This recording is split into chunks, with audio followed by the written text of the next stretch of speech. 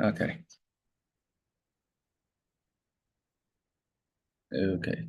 No, not this. Sorry. Stop share. Share.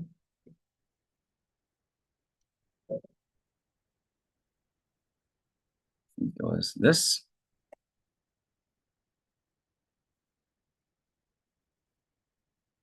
Okay. We will begin discussing a pasuk, a verse that we all say every Friday night. We say Sheker Achein veHevel Hayofi Isha Yiras Hashem Isis Halal. Make this larger. Thank you.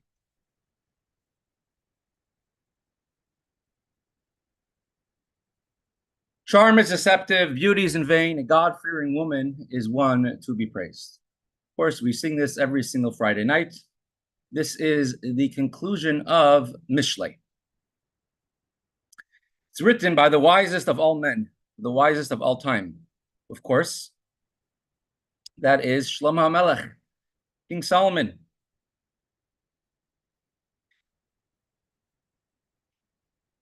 Now, when the Gemara discusses, Masechta Sanhedrin discusses this pasuk, it actually gives an explanation that every word in this pasuk, in this verse, is discussing of a different generation. When it says, Sheker Achein v'Hevel Hayofi, charm is deceptive. Yasi Shalom Aleichem Anishma. What does that mean? You know, we're approaching right now the Yom Tov, the holiday of Shavuos, during which we mark the giving of the Torah. So what is our commitment to the Torah? More specifically and more particularly, at least what's for us, to our connection, which is studying Torah, not just appreciating it, but spending time with it. You might say, I need to earn a living. It's too late for me to learn Torah. Or you could say, I'm too old. I can't study in depth like I used to do. We see even the Marsha, the greatest of our sages, they said, Bimei Chorfi, in my young years, I was able to learn better. Somebody could say, you know, I'm still getting over the whole pandemic, or there's too many politics going on in the world, or I don't have enough money, I don't have enough serenity to learn, I don't have peace of mind. Or if I study, what's it really worth? So this was the Rebbe is going to discuss and point out for us that the most precious study of Torah of all is the Torah that seems to be in vain. Sheker Hachein. So I'm going to make it a little larger. See if that works. Nope. Sheker Hachein. False charm is deceptive. What is charm? What does it mean? Chen. So says the Gemara, Masechta Sanhedrin, Sheker Achein v'Hevel Yofi Isha Yiras Hashem. Says, favor is deceptive. It's false. Zed Doirish Moshe. It's going on the generation of Moses. Hevel Hayofi, Zed Doirish Yeshua, and beauty is in vain. This is generation of Yehoshua. And we're going to soon understand and explain exactly what happened by each generation, why we would say this is a generation of beauty and why it's so deceptive. Isha Yiras Hashem. Davar Acher, another explanation. Sheker Achein. What does it mean? Charm is false. Zed Doiroi Shel Moshe v'Yeshua. That's a generation of Moshe and Yeshua together. Moshe is a generation which received the Torah, left Egypt. Yeshua is a generation which entered the Holy Land of Israel. They went from being in the desert where they sat and learned Torah the whole day to owning property, having to farm and to take care of animals and the land, no longer receiving a money, livelihood from Hashem, from heaven, no longer food from heaven, but having to work for it themselves. This is generation, God-fearing, a beauties and veins, referring to generation of Chizkiyahu, a king from the kings of Beis David, of David HaMelech. who was a great tzaddik, and he says he was the greatest righteous king of all the kings, and had his generation been worthy, he would have been Mashiach. Mashiach would have come in his generation. This generation of Ber Eli. These are the people who are praiseworthy. Rabbi Yehuda Bar Ilai said he was so poor that during his times, there would be 6 students of Torah learning Torah, and they'd have to cover themselves under one garment because they were so poor. But they learned Torah, and that is what is considered to be a God-fearing woman. Amar love Rabbi Yehuda Bar Ilai, 6 students who covered themselves in one garment because they were so poor, and they would learn Torah. And it's interesting how one of the, I think the Sfas Emes would say that they would all cover themselves with the same garment, and they would all push it onto the other one. You take more, you take more, you need it more, you need it more. Now, we don't, not to understand, Shlomi HaMelech is the wisest person of all time, the wisest man to ever exist.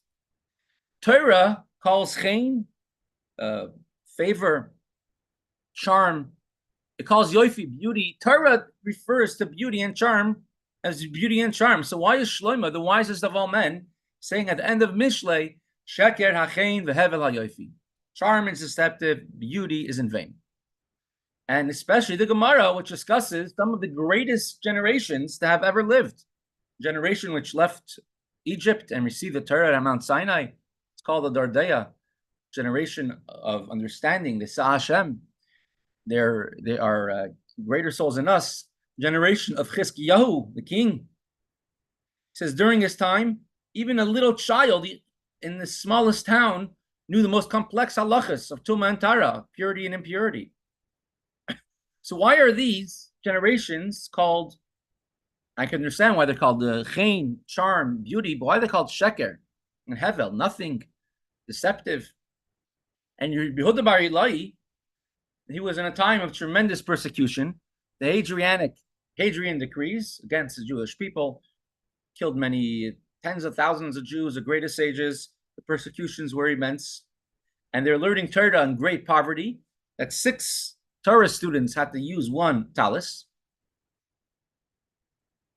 What one thing is in common for all these generations, the generation of Moshe, who sat and learned Torah the whole day, and they stayed in the desert to learn Torah. Yeshua says for one night not learning Torah, Hashem punished him. For the generation of Chizkiyahu, the most simple, a young child in a small village in Eretz Yisrael knew the deepest, most complex halachas laws of Torah. Rabbi Yehuda Bar Ilai, they sat and learned Torah even though it was with tremendous poverty, difficulty, and persecution. So what does it mean chen? What does it mean beauty, charm, favor? And what is Yiras Hashem? What does it mean to learn Torah out of fear of heaven? What are these different types of things? Why would the Torah learning of the generation of Moshe or Yehoshua, why would it be classified as hevel, as falsehood, as nothingness, as deceptive, or as vanity? So to explain this, we're going to bring a sicha from the Rebbe, which we're going to be basing our entire sicha based on this. What is the idea of chen? Chen is charm. It's some people, which they get up in a crowd, everybody will stop and listen to them. What do they have? They have chen. They have a charm. You could say they have a charisma.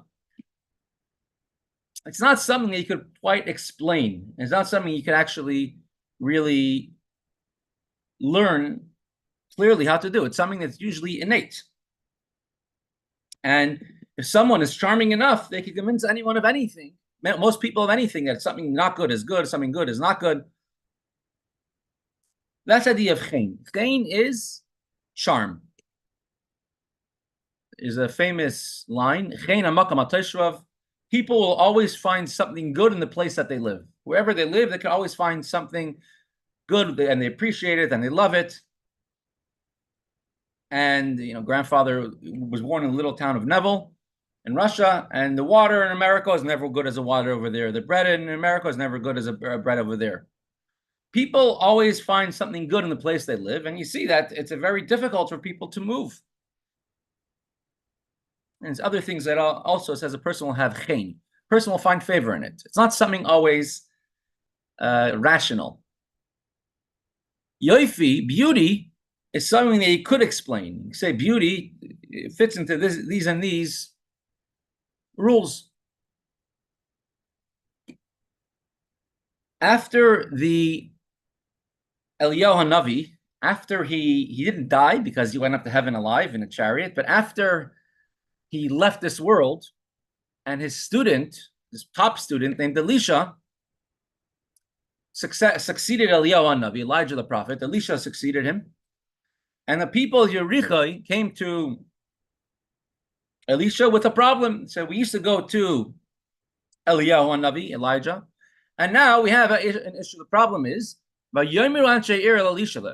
on the page here, the people of the city of Yericho said to Elisha, we love the city where we live, because you see how beautiful it is. However, the water is bad, the land causes people to die.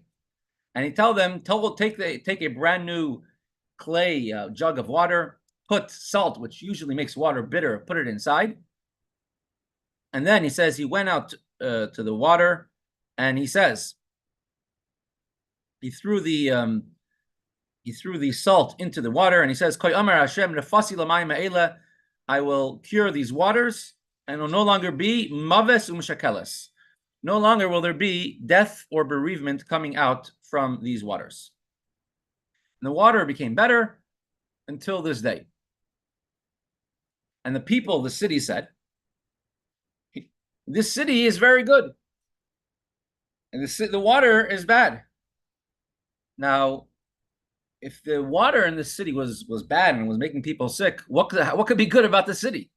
But rather, we see that every person has something good and something appealing about the place where they live. It's charming to its residents. And it's sort of a gift that Hashem gives to people in order that people should not feel unhappy the entire time. Similar, it says that Hashem made chen isha al baila. A woman should always find favor in her husband's eyes. Even if nobody else could appreciate it, the husband appreciates it. It doesn't necessarily have to do with physical beauty, and has more to do with the husband just appreciating the greatness of his spouse, of his wife.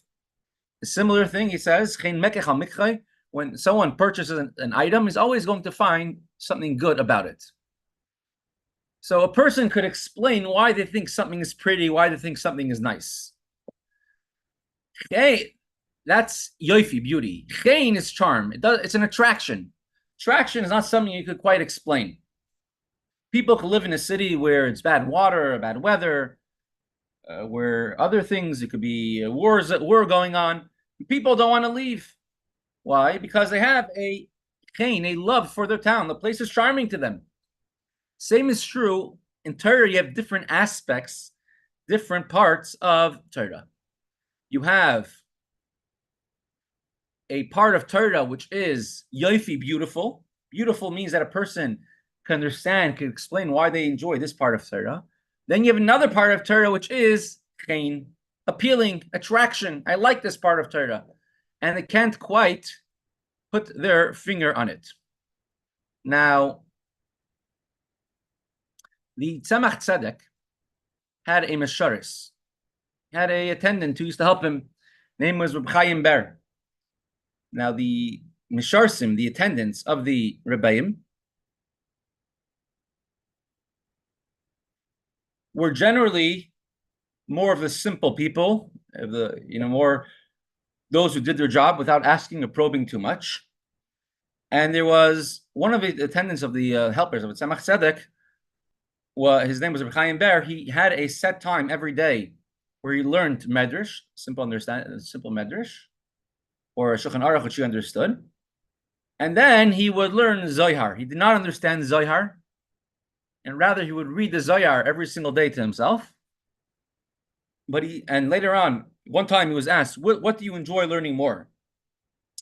The Shulchan Aruch or the Zohar? He says, the truth is, I understand what I'm learning in halacha. I don't understand what I'm reading in Shulchan Aruch, but I like the Zohar, which I'm learning much more.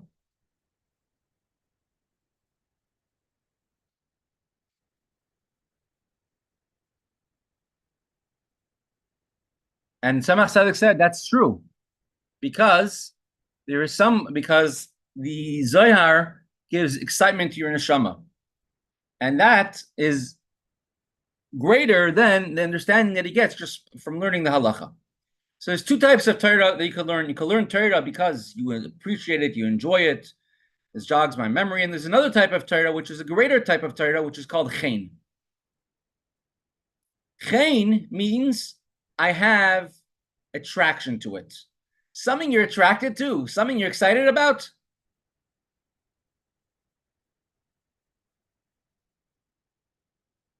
Is something that you cannot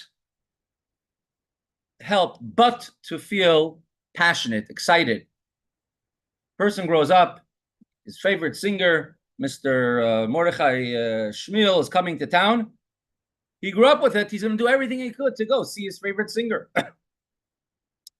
Something you have a chen, that you're attracted, that you want very much, that you're going to do everything you could to achieve that, and you're going to do it with excitement. That is the idea of chen in Torah. Learning Torah, it's the best type of way of learning Torah, seemingly. If you're doing it and you're excited about it and something that you're passionate about, you'll be successful in. As it says, the Torah was given to the generation which left Egypt and ate the man. Ate the man, the food from heaven, because they were so passionate. They wanted the food from heaven. They wanted more and more of it. They wanted to be connected to Shemayim. It wasn't like, oh, I'm forced every day I have to learn this amount. It was excitement. And they were very successful. They were called the Derdeya, generation of wisdom. That is the way to learn Torah in the way of chen, and that is generation of the Moshe Rabbeinu, Moses. It's called chen. They had attraction to Torah. The Gemara says, Sheker achein, charm is deceptive, is going on Moshe Rabbeinu. Because when they're connecting to Torah, they recognize that this is an exciting thing. This is chen b'nei Hashem. Hashem likes us. They were excited about Torah for the sake of Torah. What could you expect from them but to learn Torah? That was their excitement. They weren't interested in which team was winning in NFL. What their excitement was, Torah, mitzvahs. That was the whole excitement. Dovi, shalom aleichem. So how could it do anything but learn Torah? That's all they wanted to do. So then Moshe Rabbeinu's generation had a very unique connection to Hashem. You could sort of compare it to a newly married couple. They have a very exciting, passionate bond. So the Jewish, and they find each other charming, attractive. And you can say the same thing. When the Jewish people just left Egypt, Mitzrayim, they received the Torah, they were head over heels attracted to Hashem. All they wanted to do, obviously, was to learn Torah and get closer to Hashem by doing his mitzvahs. What happens after the initial excitement dies down?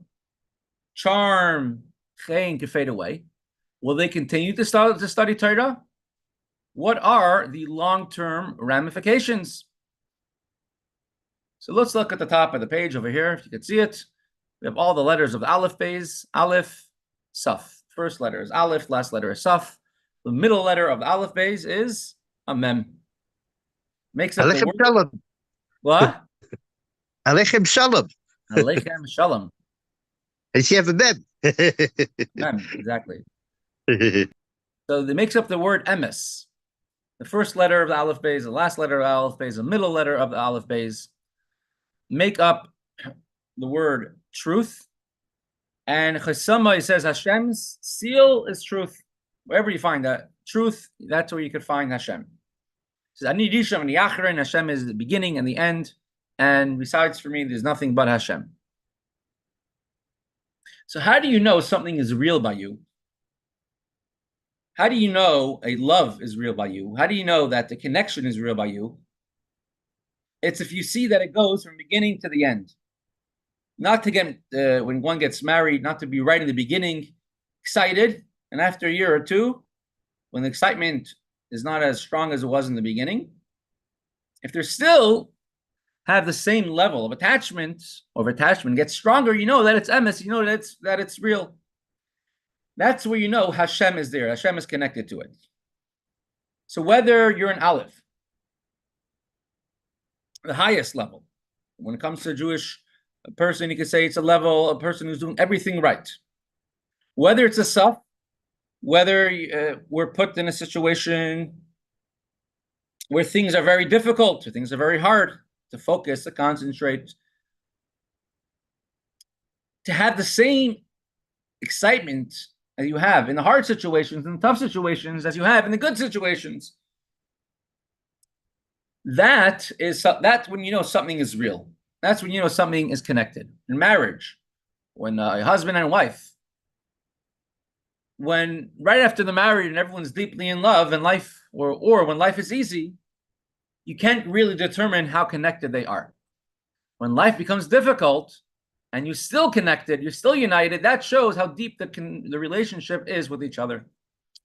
In a similar sense, and that's true with Torah.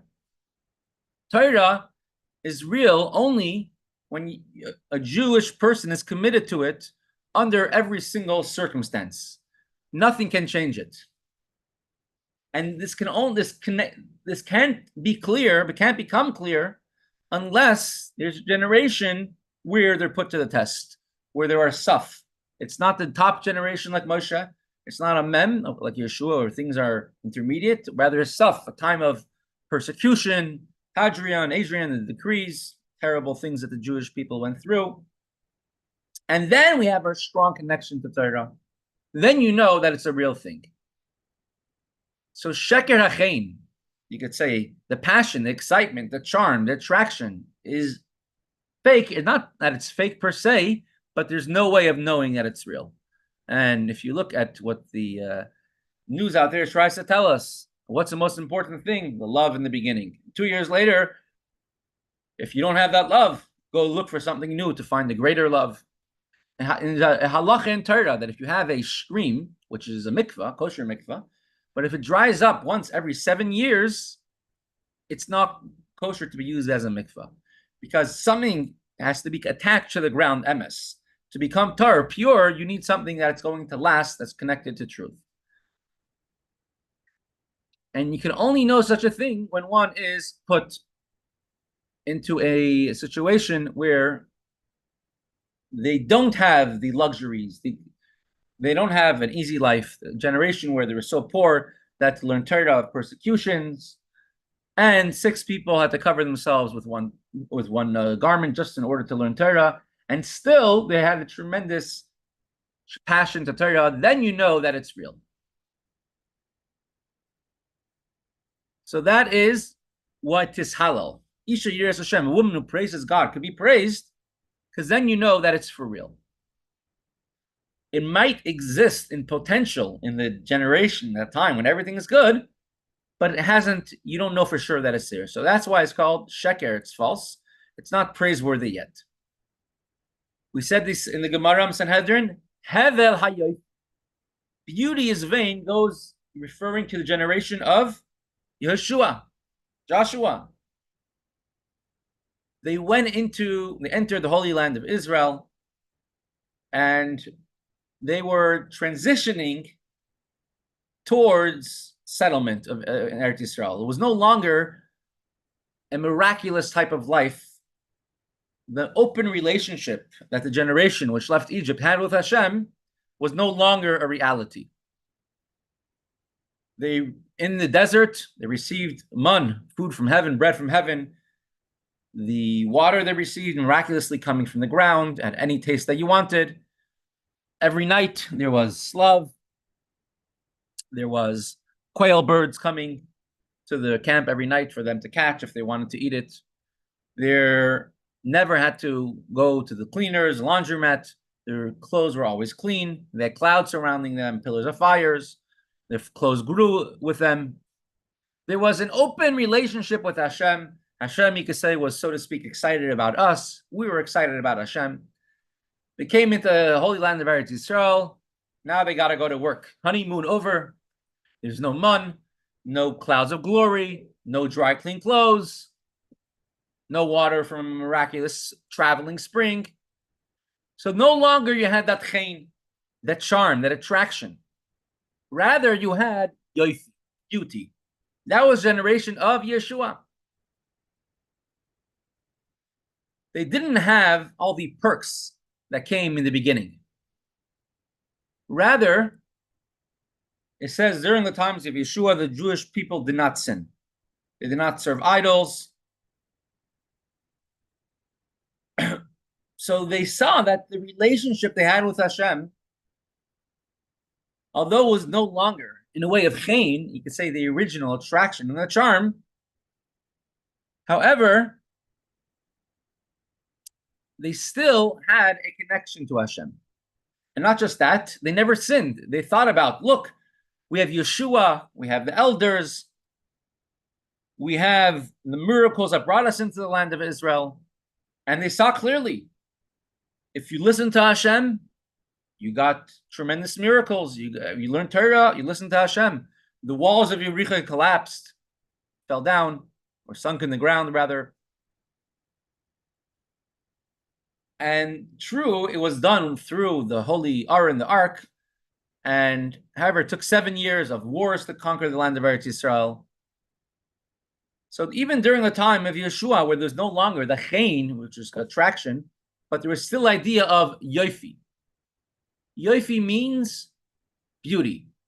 The relationship with Hashem, they could explain. They saw that if you listen to Hashem, good things happened. And when you didn't, God forbid, different things happened. With Achan, they saw Hashem's presence, and miracles would happen if they listened to Hashem. So it was logical, it made sense, do what Hashem wants. If you do the right thing, life will be good. Now, there's another type of learning Torah, which is not called chen or yoifi. Not charm, which is unbridled excitement and passion. Not yoifi, which is makes sense, we should learn Torah. But rather, it's called Yiras Hashem, fear of God. Of course, as we learn Chassidus, and we learn Tanya in the very beginnings, Yira doesn't mean fear, literally just of being scared. It's Mordechai, Talmud of the Baal Shem Tov, before becoming a Chassid. He would walk over to the bima where the Chazan would stand, and he would look at the word Shivisi Hashem Lenagdi Summit. Hashem is in front of me. Imagine a big ox coming to and attacking him, and how scared he would be, and thinking, I have to be scared of Hashem. It's not Yira, scared of getting punished. There's Yiras. There's a lower Yira that once one progresses, a fear of being separated from Hashem. I don't want to be separated. Then there's a fear to Hashem is my life. I don't want to die. Then there's a fear, I don't want to disappoint Hashem. My father, I don't want to disappoint him. Hashem, of course, I'm going to do something that's going to make Hashem unhappy. Yira applies even if there's no chen, there's no attraction, there's no yoifi, there's no logical reason for it. Rather, it's Yiras Hashem, fear of God, which goes beyond that. And that was in the generation of Yehuda Bar Ilai, where there was tremendous persecution, tremendous poverty. 6 students had to wrap themselves in one garment. This was right after the rebellion of Bar Kokhba. Bar Kokhba fought against the Romans, and there was tremendously harsh decrees against the Jewish people in the Holy Land. And so we call it Gzeres Hashmad, as we learned yesterday about Rebbe Lazar ben Shamua wanted to leave Eretz Yisrael and go to Bavel at that time. In the end, he stayed. He was eventually himself, although he lived a long life and he was killed by the Romans. And he wasn't Hitler, God, or all of our enemies, all over whether it's Hamas, Hezbollah, Ashraf, or whoever they are. They weren't the first ones to try solving the Jewish problem. And Adriana's case, or Adrian, tried doing the same thing. And he made decrees about Bris Milah, about you're not allowed to give smicha, appoint Jewish leaders, you're not allowed to keep Shabbos. In the area of Yerushalayim, he built a city full of idols, called it Alia Capitolania. He built for the pagan god, false god Jupiter. He built on the Beis Hamikdash, on Temple Mount. He built a temple for that. And that's what caused the Jewish rebellion in the first place. Whoever didn't listen was tortured, was killed. It's time of tremendous, tremendous persecution.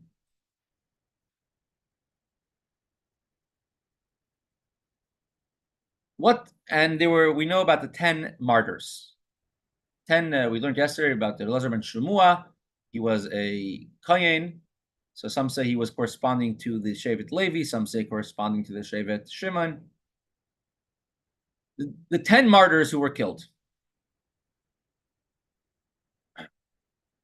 The stories are told about Rabbi Shmuel and Shimon Gamliel, the ones who were killed for teaching Torah, or who was a Kohen Gadol, high priest in the Beis Hamikdash, who would say Hashem's name. Rabbi Nassan Oymar says, Hashem says, it's the middle of the 10 Commandments, I will do kindness for those who love me and to those who keep my commandments. These are referring to the Jews which devoted themselves to live in the Holy Land of Eretz Yisrael, and they devote their lives to fulfill the mitzvahs. How would they devote their lives? They would say, Malach why are you being killed for? Shemalti es b'ni. They were being led to death because they gave a bris milah to their son. Malach sarif, why are you being led to be burned? Because he was teaching Torah. Why are you being crucified? Ate matzah. Why are you being lashed 100 times? Because I shook the lulav and esrog. And it's not something that's only in ancient history, but till today. And you can unfortunately see many pictures of it. If you just look at a little bit, what happened 75 years ago, etc.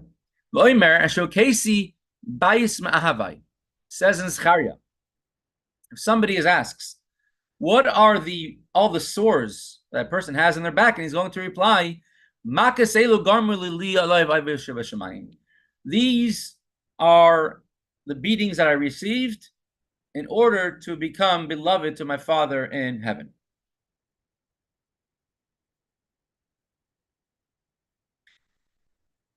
The Rashbatz, the teacher of the Friedrich Rebbe, one of the greatest Chassidim from times of Tzemach Tzedek and onwards.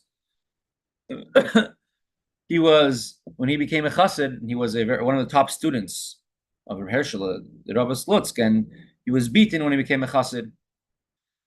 It was very difficult. And they would say, but the bruises that he got from there were the most precious things that he had on his body. He says, are you a chassid? He says, look at my body. Look at what I'm suffering, what I suffered in order to become a chassid. So when the Rebbe said the Sikha, it was in the year 1972. It was a very tremendous time then. There was many chassidim were finally able to leave the USSR, the Soviet Union.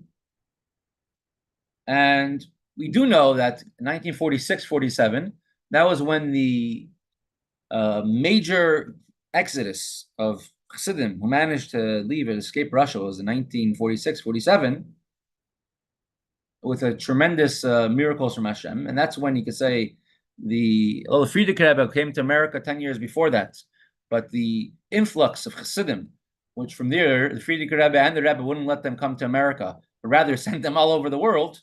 to Australia, to Eretz Israel, to France, to wherever there were Jewish people, South America. He says, don't come to New York. I'm not looking for a Chassidim over here. Hashem took you out of Russia and saved you for a mission to all over, to make Yiddishkeit all over. But then the Iron Curtain closed, and Stalin was still living. And then in 1972, that's when suddenly several 100,000 Russian Jews were allowed to leave Russia, including many, many Chassidim were finally able to leave the USSR.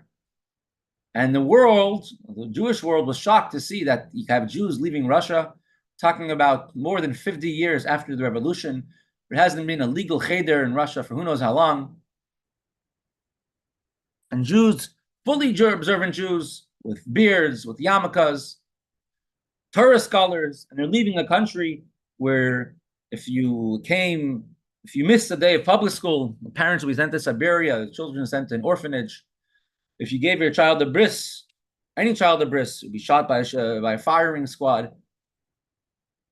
And Jews, Yiddishkeit, Chassidim, especially Schneersonists specifically, were persecuted with an iron fist.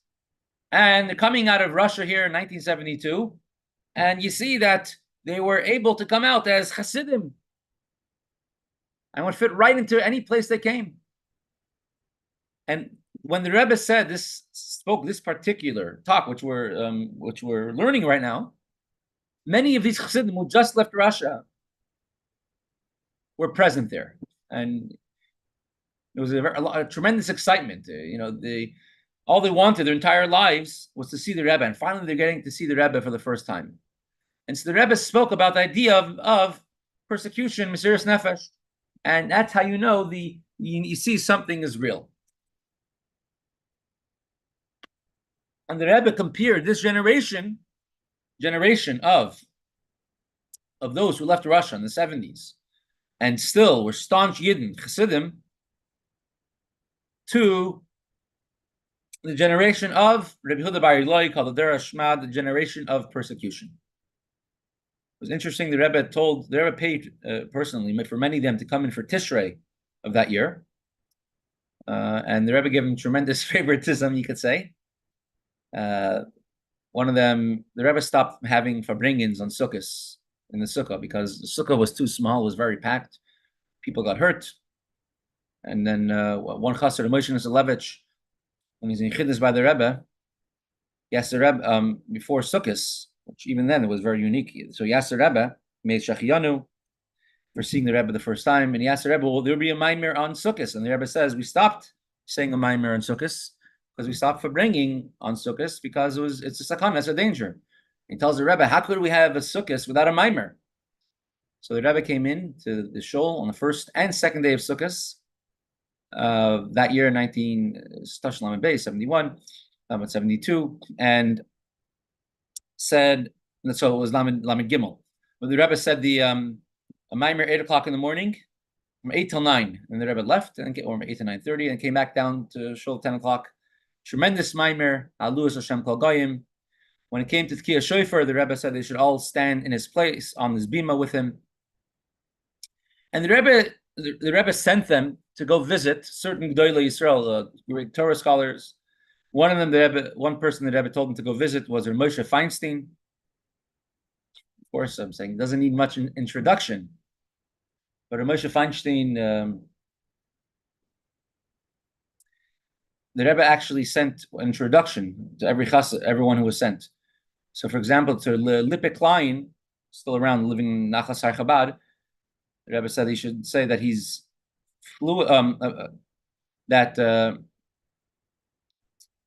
example, Rebbe Kozliner, Rebbe Yisachar, Rebbe Matal Kozliner, and the Rebbe said his introduction was that he's Baki, he is fluent in the 4 parts of Shulchan Aruch. And Moshe Feinstein spoke with him in learning, and he was impressed how much he knew in learning, having never gone to a regular yeshiva. And he said, Lippe Klein, he said he's a Baki, he's fluent in the first four volumes of the Likutei Sichos. Volume 1, 2, 3, 4 of the Likutei Sichos of the Rebbe's talks are very unique, that they're written in a way to be said over sort of as a speech in a show, because just in order to get a Jewish sefer, a Jewish book in Russia was very difficult. And somehow he managed to get one copy of Chelik, first 4 volumes of the Likutei Sichos. And Lippert Klein really wanted to learn it, but there was only one copy available. So he went and copied by hand, word for word, Chelik Alef through Dalet of the Likutei Sichos. And the Rebbe describes such a person. He was born in a certain country where his father was, his grandfather was. He have never seen any open Yiddishkeit on the street. A person with a beard was so rare. Tremendous persecution. Whatever it was, Shabbos, Yom Tov, kosher. They would not let people have their own houses. You couldn't have a kosher kitchen. Your kitchen at home was not kosher. He never saw anything to do with Yiddishkeit which is not connected with persecution. There's no logical reason why I shouldn't just assimilate and become like everyone else around him. There's no natural end. He never saw a way out. Nobody left Russia. Not even a fly, they say. Nobody was able to leave. So there's no end in sight. It's not that another army is going to, in a war with us, might save us. There was no end in sight. There's never a situation where they might be saved. And it's over 50 years, maybe 55 years at that point. And it makes no logical sense whatsoever that one should keep Shabbos, Yom Tov. If you're saying in times of Yehuda Bar Ilai, there was only one palace for 6 people, and Russia was the same thing. Because it was also one palace for 6 people. The Talis Katan at Tzitzis was almost impossible to find.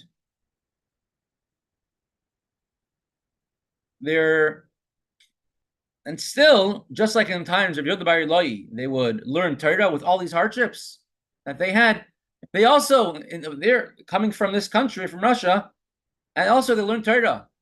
You can ask me, what did he see in Torah? Did he have that passion and excitement of the generation? Did he have that chen, the attraction? Did you have the yofi? Any sense? Did it make any sense? Why did you learn Torah? Did you see any gain out of it? He says, I never witnessed anything good coming out of my learning of Torah in Russia. He goes out to the streets, and who does he see? Oyev Misnakim. Many enemies trying to get him. When he comes home, he needs to be careful what he says, because they would have listening devices in people's houses. They would put in neighbors that could listen through the walls. He can never speak normally. They would put informers by every place, and there's dozens or hundreds of stories about every one of these examples that we're saying. It's possible that he could be arrested, tortured, interrogated, sent away. And, my father had at one point in the 1970s came out from Russia, Simcha Gorodetsky, and the sufferings he went through over decades in prison, it's indescribable. First sentence to death, but they tortured him. They put a light bulb under his chin that if he would fall asleep or lower his chin, it would burn him. Tremendous sufferings. It says even about Hanani, Mishael, and Azariah, who were thrown into a fiery furnace in times of Nebuchadnezzar, as we learned in Masechta Megillah, that famous day. Daniel, Chaim, Mishael, Azariah, the Valley of the Dry Bones, all these things took place that day. It says that if they would have been tortured, they would have bowed to the idol. The Gemara knows what would have happened, and the Rebbe says these people who came out of Russia were in a situation where they were in Akduhu. They were being tortured, and not just once, for decades. Nebuchadnezzar was a king who destroyed the Beis HaMikdash. He made a massive idol, which symbolized how he will be eternal, and he commanded everyone to bow to the statue when the music played, and everyone bowed but Hanani, Mishael, and Azariah, 3 Jewish princes. And although they were sort of blended in the crowd, there are people who told Nebuchadnezzar about it, and he came and he saw for himself. And he told them, I'll give you another chance, bow down. And they refused. And he threw them into a fiery furnace. And the heat was so hot, it burned those who threw them in, but they survived. And it only burnt their bonds. So this is a staple in life about Mesiras Nefesh. Self-sacrifice. Now, the story of Hanani, Mishael, and Nazario is a one-time thing. They weren't beaten, they weren't flogged. The Gemara says they wouldn't have been able to withstand the pressure. And the Rebbe is just pointing out the immense Mesiras Nefesh that the Jews coming from behind the Iron Curtain were oppressed for decades, and they still stay devoted to Hashem. He didn't see lo chen, lo yofi, no charm, no beauty, no excitement, nothing logical about it. And it would happen, and it's happened many times over there, where they would arrest the parents, take the children, put them in an orphanage, and so they would anyways do whatever they wanted to the children, whether you liked it or not. And when they were taught, you had to make excuses. They're sneaking out of the house. The authorities would come. Are you going to school? And you had to learn. There wasn't standards, and there weren't school buildings or crossing guards. No teacher, no yeshiva, nothing. What type of Torah could they have already? And this is not called yofi, beauty, not called chen. You don't see anything good in it. He asked him, what are you doing it for? And what does he answer? Elikim ani yarei. I fear Hashem. As it says, Isha yiras Hashem itis halal. Rabbi Zaltzman, who's now a shliach in Toronto, he was born in Soviet Russia, and he was part of the community in Samarkand, was an active member of underground Jewish activities, and he was 15 years old in 1971. Finally, they received a permit to leave Russia. They went to Eretz Yisrael, and he went to 770 for Tishrei. On Chol HaMoed, there was a sudden announcement that went out that the Rebbe wanted to see everyone who just came out of Russia. The Rebbe wanted to see them. So all of them gathered in front of the Rebbe's room. And the Rebbe let them in. The Rebbe was learning a sefer with his glasses on. And the Rebbe asked, is everyone here? And there were about 30 of them. So it took time for everyone to come. And afterwards, the Rebbe took off his glasses, closed the book, and he says, I want you to go see the Moshe Feinstein. And the Rebbe told them, I'm just going to say more details, tell her Moshe Feinstein the way that it was. Don't be humble about the way it was in Russia. I want him to know how Chassidim survived in Russia. Now, Moshe Feinstein himself left Russia in 1931. He was a Rav in the city of Luban. Now, Rabbi Zaltzman says, I came from Russia. I never in my life heard of Moshe Feinstein. I never heard of him. Although in America, he was so well known, everybody knew about him. He says, but we never heard about him. So the outside, they went straight from the Rebbe's room. There were cars waiting outside. One of them was a Rebbe's car, and they went straight to the Moshe Feinstein. He spoke with adults. Somebody told them about Rabbi Yankel Notik, Yankel Kerslaver, that he is a baki b'shas. He's fluent in entire shas, which he was a tremendous Torah scholar. And Moshe Feinstein asked him, is it true that you know the whole shas? Whole Gemara? He says, not all of it, just half. So he says, which half? So he asked him, ask me a question, whatever half you want. And Moshe Feinstein asked him a few questions and smiled. Then he moved to the young boys, 15-year-olds, 16-year-olds. What are you studying now? So he said, they're studying now Masechta Kiddushin, Perek HaOmer. And he started asking a few questions about the Mishnah. And they started answering him what the Tosfos said. And he started to cry. So Rabbi Zaltzman says, I had no idea. I never heard of Moshe Feinstein before. I'm assuming he's some big person. And he's crying. Did I insult him? Like, what happened? But then he realized that Moshe Feinstein was overcome with emotion. And Moshe Feinstein knew the persecution in Russia from the 30s. And he realized, we're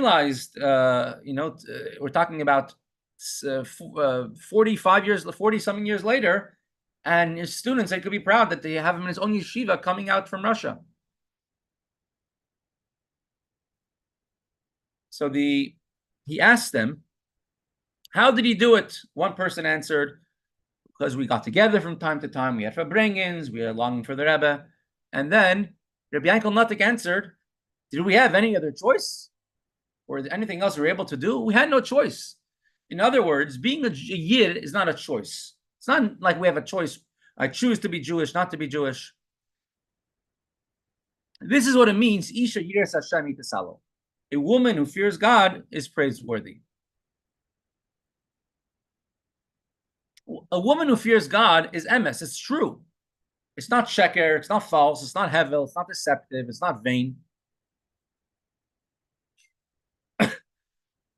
So say that sheker achein hevel yofi. False is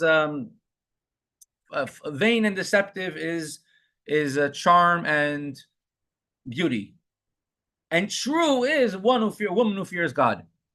Why do we say tishalal? A woman who fears God is praiseworthy. It's not the opposite. It's not the antonym. The antonym of false and vain is true. So a woman who fears God should say it's truth. Why is it saying Isha Yiras Hashem? He says, "Halal." A woman who fears God is praiseworthy. What does it mean praiseworthy?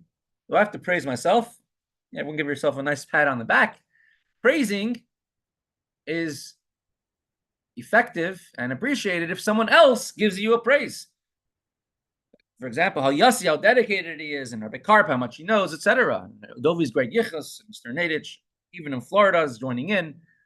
And Moshe, and who learned from Rabbi Posner, and Mike, who's works a whole life 16 hours a day, and now learns 16 hours a day. This is praiseworthy when someone else praises you.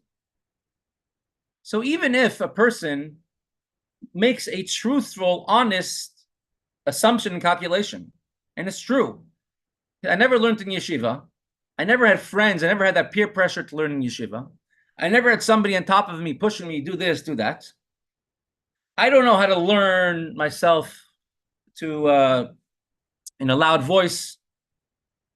And if I learn out loud, in Russia, if they learned out loud, it could be a very big issue, because they had to whisper everything because a neighbor would overhear. And if you informed someone else, you got rewarded.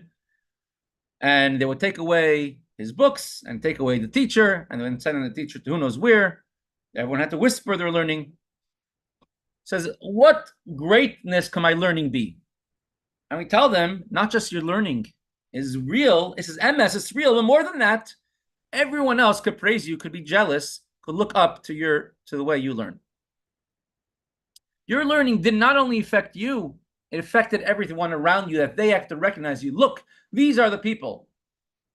You're not expecting reward in this world, not expecting reward in the world to come, but you have a free moment where one could learn the Torah of Hashem. It's worth it to put yourself in danger, to put everything on the side, put all your goals away in order to learn as much as you can. And it affects him and it causes him, when those who don't have to put themselves in danger to learn Torah, and they see someone who does doing it, they also will have a love of Torah. And it affects them that they also want to learn Torah. It's a retroactive effect. The learning of Torah in the time of Moshe, Rabbeinu, Yeshua, King Chizkiah, were in a great level. They were a level of chen and yofi, charm and beauty. They were the greatest. But the ultimate test and the ultimate dedication to Torah is when there's no beauty and no charm and no excitement, and there's a lot of pressure and a lot of persecution, a lot of other things, and people will praise you, because that's Isha Yiras Hashem. Not looking at whatever else is going on, but your learning of Torah is even more praiseworthy than the Torah of the times of Moshe Rabbeinu, Yeshua, and Chizkiah. For example, going back to the example of a couple who just got married. Everything's perfect at the beginning doesn't mean there's truly a deep connection. When hard times come, and they still stay connected and supportive of each other, it shows that the whole marriage from the beginning was real. This is the same idea of Purim. Jews in times of Purim accepted the Torah, which began to do at Har Sinai. The Jews accepted it when Hashem gave them the Torah, but it was under the influence of intoxication. They were that's such a great revelation of light, of godliness. The connection was passionate, burning.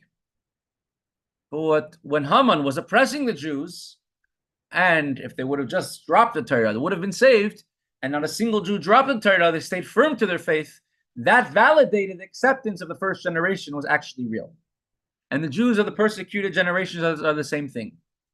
When the persecution is the highest, Jewish people validate the learning of a Torah of the times of Moshe and Yeshua. Their self-sacrifice testifies that Torah mitzvahs from the days of old were for real. So he says, "Hello, everyone, even the earlier generations, where Torah learning is great, is looking up to us, our generation. If we're the ones who are keeping Torah, if the world says different, there's Mesiras Nefesh of plenty as well. And if we're the ones who are keeping Torah, that validates the previous generations. That's why he says hello. It tells us that the holiness and the greatness of the past is actually a real holiness. It's not shek, it's not chen, it's not hevel. There was, it's 11:30. Just to conclude with a short anecdote. There was, I think his last name was Cellini. There was a Italian conductor of an orchestra. And he was supposed to go to New York and to conduct a symphony in, I think, the Lincoln Center. And he got sick, so he couldn't do it. And he sent someone else to do it instead of him. So he had someone who was writing a biography on his life. And this biographer called him up and says, "I feel so bad. For you, how do you feel?" So he says, I'm not going to be able to make it, but I'm going to listen to it on the radio. And on a shortwave radio, you're able to hear, from the broadcast that was on the radio. You're able to hear it. He says, "I'll pick it up in Italy." So the biographer says, "Oh, really? Can I please come? I want to observe you as you're listening to your symphony being played." And he says, "I can't, I don't want you to come. It's going to be late at night, and I need to focus very strongly on what's happening. And so I'd rather you not come. Please, it's such an important milestone. I want to see it. And I promise you I'll come. I won't disturb. I promise." Finally, he says, "Okay, if you come and you don't disturb me at all, then I'll let you just come and observe." And he did. He came about midnight to Cellini's house. He listens.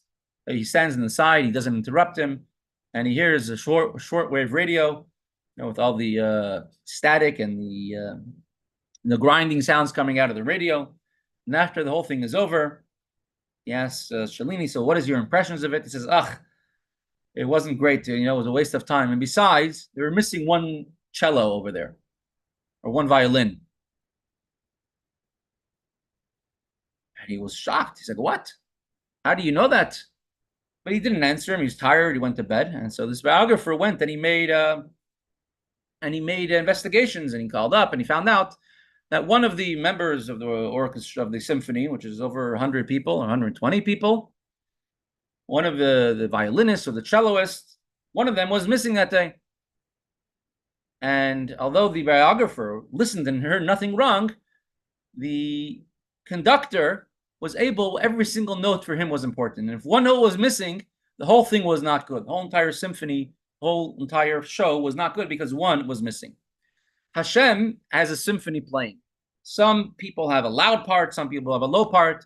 Every one of our brachas that we make, every word of Torah that we say is a symphony to Hashem. And if one note is missing, Hashem, the conductor, says, "What's wrong with my symphony today?" So every single one. And when we learn our Torah, we might not feel that, we're not going to be as great as a generation of the desert. We're not going to be as great as this great rabbi.